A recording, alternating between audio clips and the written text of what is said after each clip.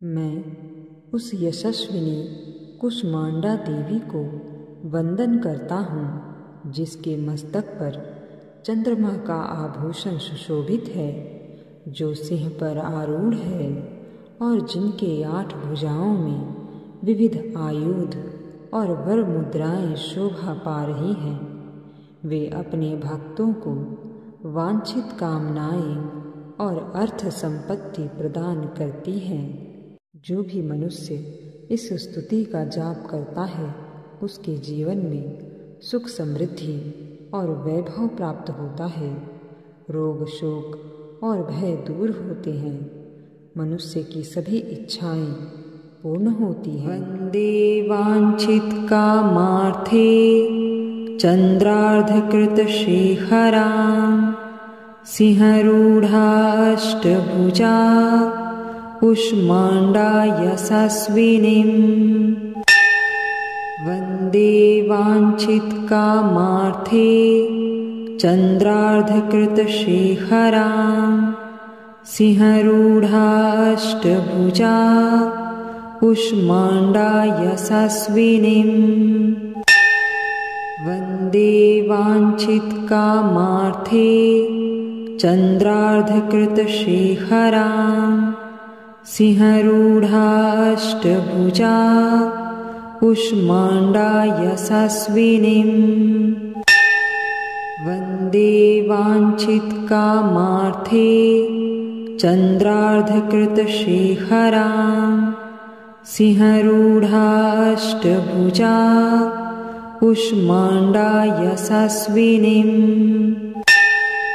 वंदे वांछित कामार्थे चंद्रार्धकृत शेखरां सिंहरूढ़ाष्टभुजा कुष्मांडा यशस्विनीं। वंदे वांछित कामार्थे चंद्रार्धकृत शेखरां सिंहरूढ़ाष्टभुजा कुष्मांडा यशस्विनीं। वंदे वांछित कामार्थे चंद्रार्धकृत शेखरां सिंहरूढ़ाष्टभुजा कुष्मांडा यशस्विनीं। वंदे वांछित कामार्थे चंद्रार्धकृत शेखरां सिंहरूढ़ाष्टभुजा कुष्मांडा यशस्विनीं।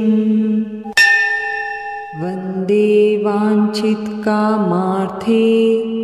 चंद्रार्धकृत शेखरां सिंहरूढ़ाष्टभुजा कुष्मांडा यशस्विनीं। वंदे वांछित कामार्थे चंद्रार्धकृत शेखरां सिंहरूढ़ाष्टभुजा कुष्मांडा यशस्विनीं। वंदे वांछित कामार्थे चंद्रार्धकृत शेखरां सिंहरूढ़ाष्टभुजा कुष्मांडा यशस्विनीं। वंदे वांछित कामार्थे चंद्रार्धकृत शेखरां सिंहरूढ़ाष्टभुजा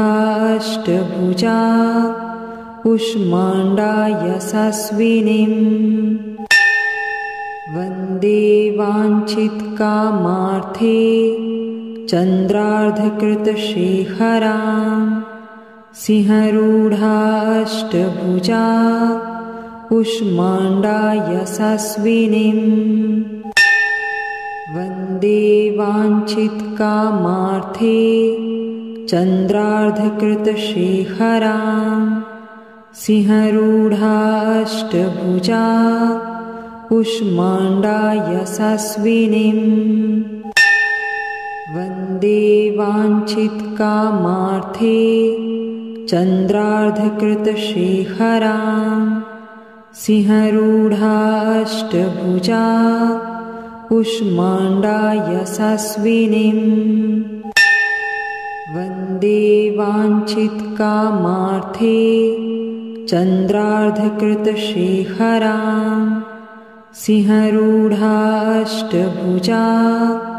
कुष्माण्डा यशस्विनीं वन्दे वाञ्छितकामार्थे चन्द्रार्धकृतशेखरां सिंहरूढाष्टभुजा कुष्माण्डा यशस्विनीं वन्दे वाञ्छितकामार्थे चन्द्रार्धकृतशेखरां सिंहरूढाष्टभुजा कुष्माण्डा यशस्विनीं वन्दे वाञ्छितकामार्थे चन्द्रार्धकृतशेखरां सिंहरूढाष्टभुजा कुष्माण्डा यशस्विनीं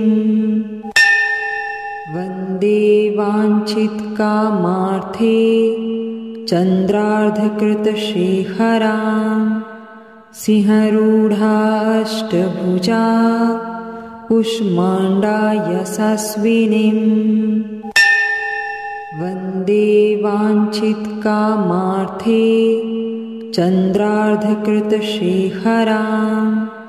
सिंहरूढाष्टभुजा कुष्माण्डा यशस्विनीं वन्दे वाञ्छितकामार्थे चन्द्रार्धकृतशेखरां सिंहरूढाष्टभुजा कुष्माण्डा यशस्विनीं वन्दे वाञ्छितकामार्थे चन्द्रार्धकृतशेखरां सिंहरूढाष्टभुजा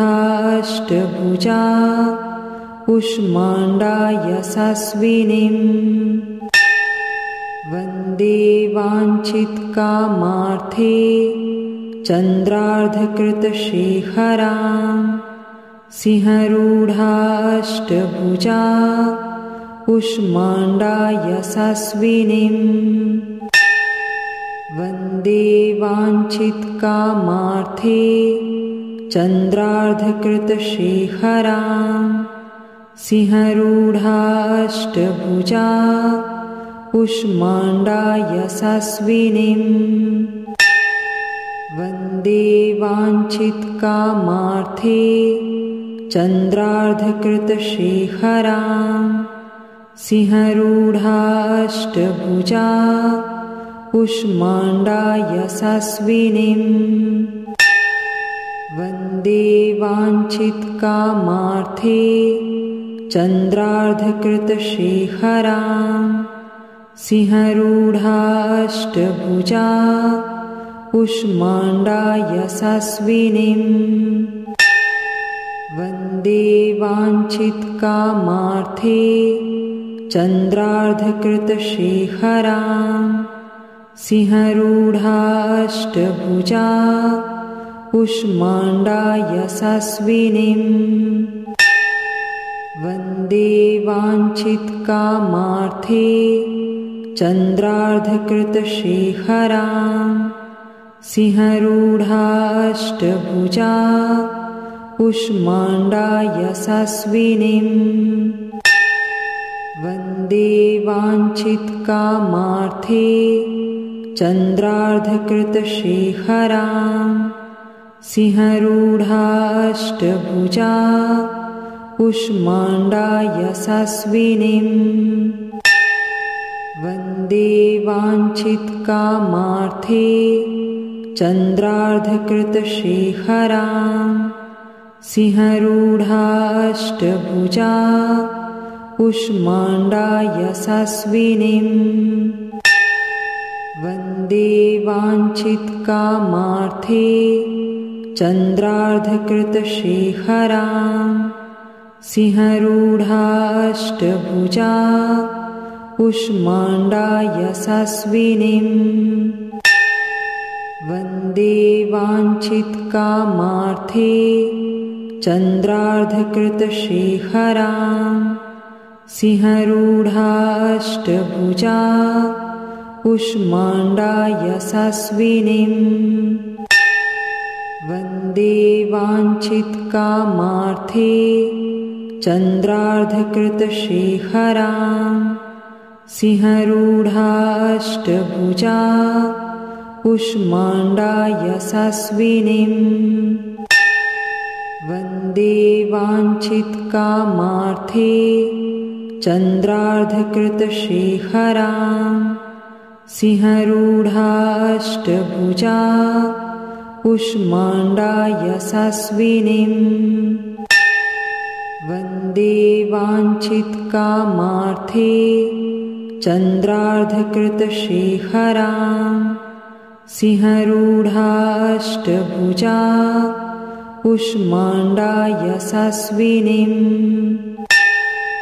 वन्दे वाञ्छितकामार्थे चन्द्रार्धकृतशेखरां सिंहरूढाष्टभुजा कूष्माण्डा यशस्विनीं वन्दे वाञ्छितकामार्थे चन्द्रार्धकृतशेखरां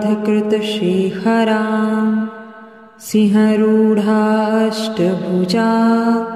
कूष्माण्डा यशस्विनीं वन्दे वाञ्छितकामार्थे चन्द्रार्धकृतशेखरां सिंहरूढाष्टभुजा कूष्माण्डा यशस्विनीं वन्दे वाञ्छितकामार्थे चन्द्रार्धकृतशेखरां सिंहरूढाष्टभुजा कूष्माण्डा यशस्विनीं वन्दे वाञ्छितकामार्थे चन्द्रार्धकृतशेखरां सिंहरूढाष्टभुजा कूष्माण्डा यशस्विनीं वन्दे वाञ्छितकामार्थे चन्द्रार्धकृतशेखरां सिंहरूढाष्टभुजा कूष्माण्डा यशस्विनीं वन्दे वाञ्छितकामार्थे चन्द्रार्धकृतशेखरां सिंहरूढाष्टभुजा कूष्माण्डा यशस्विनीं वन्दे वाञ्छितकामार्थे चन्द्रार्धकृतशेखरां सिंहरूढाष्टभुजा कूष्माण्डा यशस्विनीं वन्दे वाञ्छितकामार्थे चन्द्रार्धकृतशेखरां सिंहरूढाष्टभुजा कूष्माण्डा यशस्विनीं वन्दे वाञ्छितकामार्थे चन्द्रार्धकृतशेखरां सिंहरूढाष्टभुजा कूष्माण्डा यशस्विनीं वन्दे वाञ्छितकामार्थे चन्द्रार्धकृतशेखरां सिंहरूढाष्टभुजा कूष्माण्डा यशस्विनीं वन्दे वाञ्छितकामार्थे चन्द्रार्धकृतशेखरां सिंहरूढाष्टभुजा कूष्माण्डा यशस्विनीं वन्दे वाञ्छितकामार्थे चन्द्रार्धकृतशेखरां सिंहरूढाष्टभुजा कूष्माण्डा यशस्विनीं वन्दे वाञ्छितकामार्थे चन्द्रार्धकृतशेखरां सिंहरूढाष्टभुजा कुष्माण्डा यशस्विनीं वन्दे वाञ्छितकामार्थे चन्द्रार्धकृतशेखरां सिंहरूढाष्टभुजा कुष्माण्डा यशस्विनीं वन्दे वाञ्छितकामार्थे चन्द्रार्धकृतशेखरां सिंहरूढाष्टभुजा कुष्माण्डा यशस्विनीं वन्दे वाञ्छितकामार्थे चन्द्रार्धकृतशेखरां सिंहरूढाष्टभुजा कुष्माण्डा यशस्विनीं वन्दे वाञ्छितकामार्थे चन्द्रार्धकृतशेखरां सिंहरूढाष्टभुजा कुष्माण्डा यशस्विनीं वन्दे वाञ्छितकामार्थे चन्द्रार्धकृतशेखरां सिंहरूढाष्टभुजा कुष्माण्डा यशस्विनीं वन्दे वाञ्छितकामार्थे चन्द्रार्धकृतशेखरां सिंहरूढाष्टभुजा कुष्माण्डा यशस्विनीं वन्दे वाञ्छितकामार्थे चन्द्रार्धकृतशेखरां सिंहरूढाष्टभुजा कुष्माण्डा यशस्विनीं वन्दे वाञ्छितकामार्थे चन्द्रार्धकृतशेखरां सिंहरूढाष्टभुजा कुष्माण्डा यशस्विनीं वन्दे वाञ्छितकामार्थे चन्द्रार्धकृतशेखरां सिंहरूढाष्टभुजा कुष्माण्डा यशस्विनीं वन्दे वाञ्छितकामार्थे चन्द्रार्धकृतशेखरां सिंहरूढाष्टभुजा कुष्माण्डा यशस्विनीं वन्दे वाञ्छितकामार्थे चन्द्रार्धकृतशेखरां सिंहरूढाष्टभुजा कुष्माण्डा यशस्विनीं वन्दे वाञ्छितकामार्थे चन्द्रार्धकृतशेखरां सिंहरूढाष्टभुजा कुष्माण्डा यशस्विनीं वन्दे वाञ्छितकामार्थे चन्द्रार्धकृतशेखरां सिंहरूढाष्टभुजा कुष्माण्डा यशस्विनीं वन्दे वाञ्छितकामार्थे चन्द्रार्धकृतशेखरां सिंहरूढाष्टभुजा कुष्माण्डा यशस्विनीं वन्दे वाञ्छितकामार्थे चन्द्रार्धकृतशेखरां सिंहरूढाष्टभुजा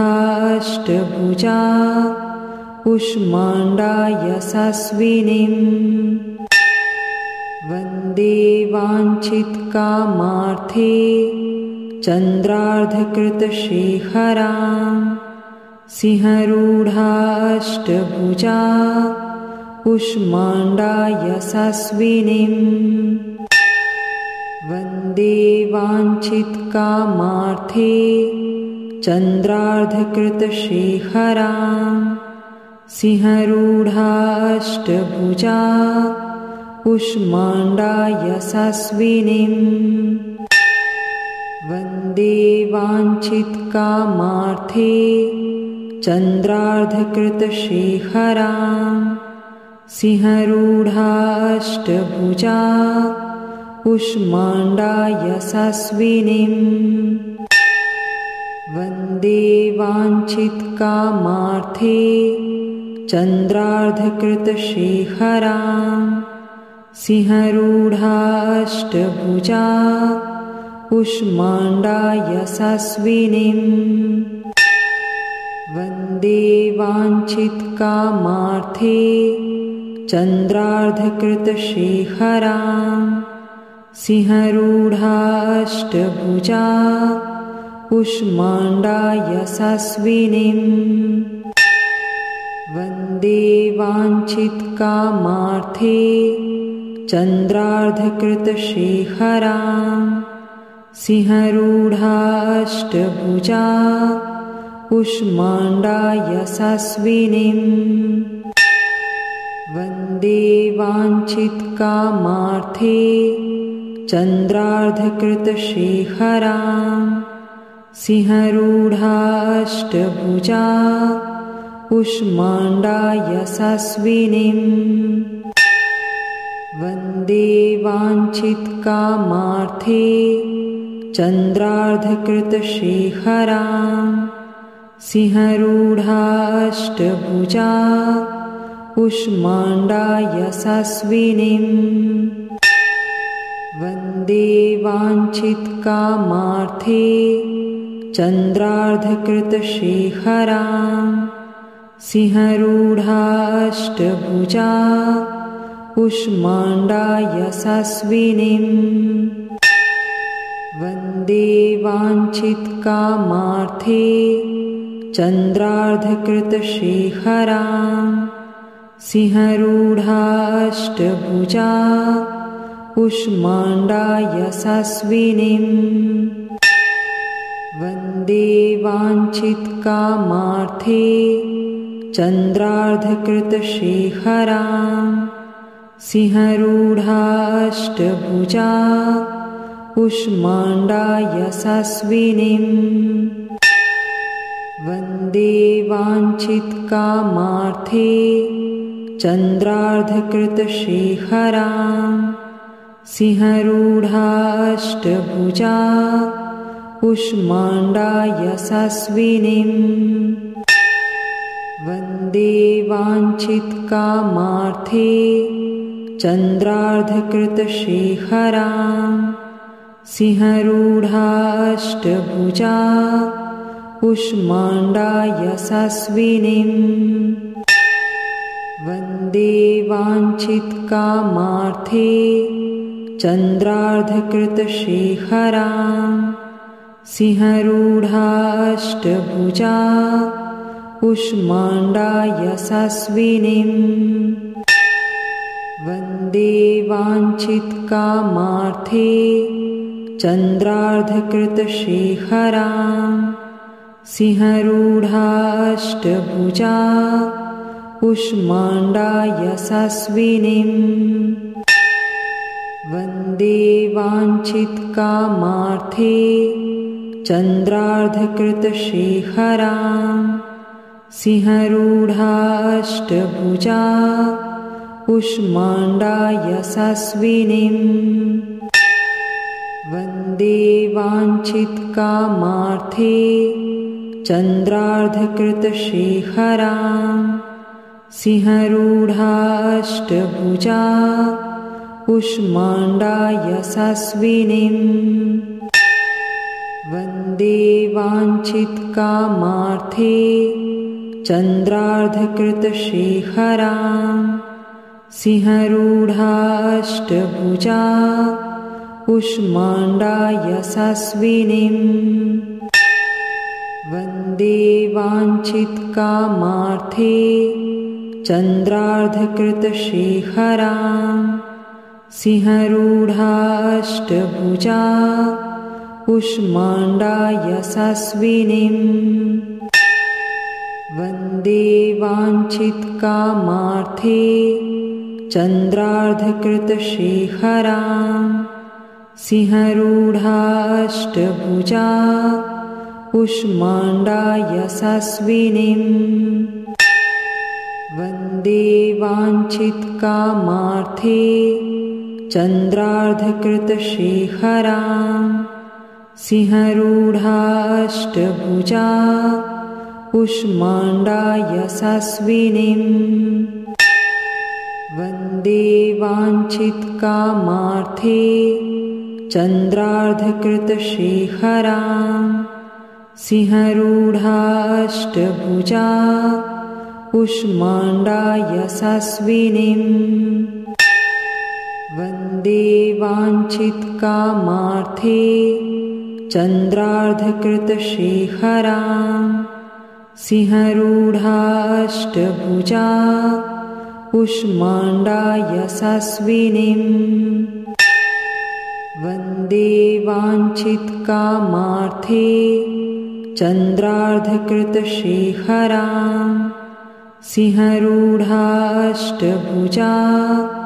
कुष्माण्डा यशस्विनीं वन्दे वाञ्छितकामार्थे चन्द्रार्धकृतशेखरां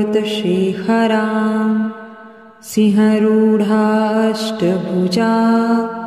कुष्माण्डा यशस्विनीं वन्दे वाञ्छितकामार्थे चन्द्रार्धकृतशेखरां सिंहरूढाष्टभुजा कुष्माण्डा यशस्विनीं वन्दे वाञ्छितकामार्थे चन्द्रार्धकृतशेखरां सिंहरूढाष्टभुजा कुष्माण्डा यशस्विनीं वन्दे वाञ्छितकामार्थे चन्द्रार्धकृतशेखरां सिंहरूढाष्टभुजा कुष्माण्डा यशस्विनीं वन्दे वाञ्छितकामार्थे चन्द्रार्धकृतशेखरां सिंहरूढाष्टभुजा कुष्माण्डा यशस्विनीं वन्दे वाञ्छितकामार्थे चन्द्रार्धकृतशेखरां सिंहरूढाष्टभुजा कुष्माण्डा यशस्विनीं वन्दे वाञ्छितकामार्थे चन्द्रार्धकृतशेखरां सिंहरूढाष्टभुजा कुष्माण्डा यशस्विनीं वन्दे वाञ्छितकामार्थे चन्द्रार्धकृतशेखरां सिंहरूढाष्टभुजा कुष्माण्डा यशस्विनीं वन्दे वाञ्छितकामार्थे चन्द्रार्धकृतशेखरां सिंहरूढाष्टभुजा कुष्माण्डा यशस्विनीं वन्दे वाञ्छितकामार्थे चन्द्रार्धकृतशेखरां सिंहरूढाष्टभुजा कुष्माण्डा यशस्विनीं वन्दे वाञ्छितकामार्थे चन्द्रार्धकृतशेखरां सिंहरूढाष्टभुजा कुष्माण्डा यशस्विनीं वन्दे वाञ्छितकामार्थे चन्द्रार्धकृतशेखरां सिंहरूढाष्टभुजा कुष्माण्डा यशस्विनीं वन्दे वाञ्छितकामार्थे चन्द्रार्धकृतशेखरां सिंहरूढाष्टभुजा कुष्माण्डा यशस्विनीं वन्दे वाञ्छितकामार्थे चन्द्रार्धकृतशेखरां सिंहरूढाष्टभुजा कूष्माण्डा यशस्विनीं वन्दे वाञ्छितकामार्थे चन्द्रार्धकृतशेखरां सिंहरूढाष्टभुजा कूष्माण्डा यशस्विनीं वन्दे वाञ्छितकामार्थे चन्द्रार्धकृतशेखरां सिंहरूढाष्टभुजा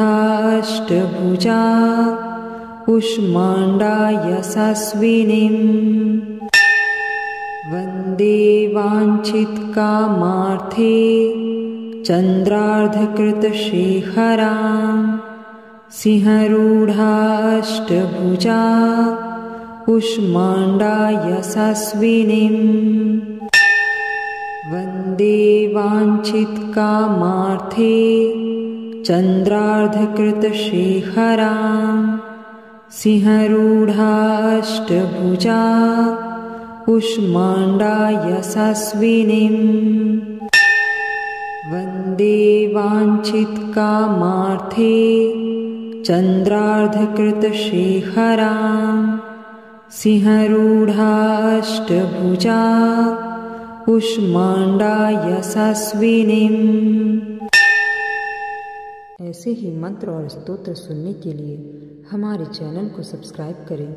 वीडियो को लाइक करें, शेयर करें, कमेंट में जय माँ कुष्मांडा ज़रूर लिखें। जय माँ कुष्मांडा।